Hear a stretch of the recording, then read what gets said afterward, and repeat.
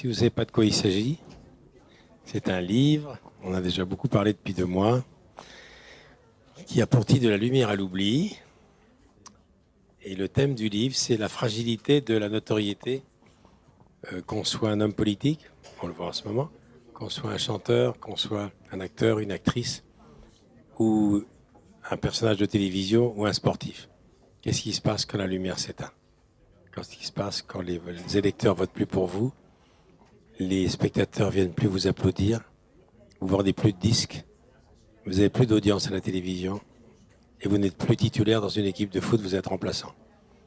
Donc ça touche à un thème très important et douloureux, que je n'avais jamais rien lu là-dessus. Et comme dans 6 mois, je fêterai entre guillemets mes 50 ans à la télé, 50 ans c'est pas rien, c'est un demi-siècle. Je me demande comment j'ai fait pour encore être là, je devrais déjà être sous terre. Et donc j'ai eu envie d'écrire là-dessus. J'ai eu envie d'écrire sur ce passage-là. C'est-à-dire, quelles que soient les raisons pour lesquelles on disparaît. Et là, on est dans une actualité extrêmement brûlante aujourd'hui. Un exemple, sans langue de bois. Julie Gaillet, excellente comédienne, connue du métier, pas du grand public. C'était pas Brigitte Bardot non plus encore. Bon, vous imaginez, en quelques jours, pleine lumière, quelles que soient les raisons. Quelles que soient les raisons, quelle que soit la façon dont on l'a mis en pleine lumière. Ça va être compliqué maintenant. Vous imaginez ce que c'est? Imaginez Schumacher. Il a été en pleine lumière, le meilleur pilote de tous les temps. Il est dans le coma, il est ailleurs. Et s'il sort du coma, non seulement il va rentrer dans le début de l'oubli, mais en plus handicapé. C'était le cas de Jacques Martin. Quand Jacques Martin nous a quittés, c'était après un AVC très grave. Je sais quelque chose puisque c'est moi qui ai eu la lourde charge de le remplacer. Éric Chardin, dont je parle dans le livre, qui est mort pratiquement sur le canapé de Vivement Dimanche. Jean-Paul Belmondo, flamboyant, l'homme de Rio, le guignolo, le Superman, le meilleur acteur français, le plus populaire, il l'est resté. Lui, c'est une exception. Il n'est pas dans l'oubli. Et pourtant, il ne tourne plus et il ne tournera plus pour des raisons que vous imaginez. Donc voilà, c'est ça que j'ai voulu écrire. Alors évidemment, pour parler de ça, il faut soi-même avoir traversé le temps et ne pas être rentré trop longtemps dans l'oubli, ce qui a été mon cas. Moi, ça m'est arrivé en mai 68, parce que j'écris, j'étais l'assistant d'Léon Zitrone et j'avais 25, 26 ans. Et en mai 68, pas loin d'ici, là, quartier latin, ça a chauffé. Et on a tous été virés par le général de Gaulle qui n'a pas supporté que les présentateurs vedettes de la télévision soient en grève, car on ne bannissait pas à l'époque. L'ORTF, c'était avant tout Télé-Élysée. Télé-Élysée. Donc j'ai compris très vite. Et j'ai compris pendant ces quelques mois d'absence, quand j'étais viré pendant 1 an, avant de revenir, j'ai compris tout de la notoriété de la télévision, qui ne ressemble à aucune notoriété, qui est du sable qui vous glisse entre les doigts. Mais j'aurais pu faire un livre de 600 pages. J'aurais pu également parler de Guy Lux, de Denise Glaser, de tous ceux que j'ai connus, qui sont plus là, qu'on a oubliés, de Jacqueline Huette, de Catherine Langer, de Jacqueline Cora, de toutes ces speakerines, voilà. Et j'ai parlé de Daniel Gilbert et j'ai trouvé ça tellement énorme qu'on ne fasse plus appel à elle pendant 30 ans. Tout ça parce qu'elle avait reçu Giscard à la télévision à une époque où il ne fallait pas le recevoir, bref.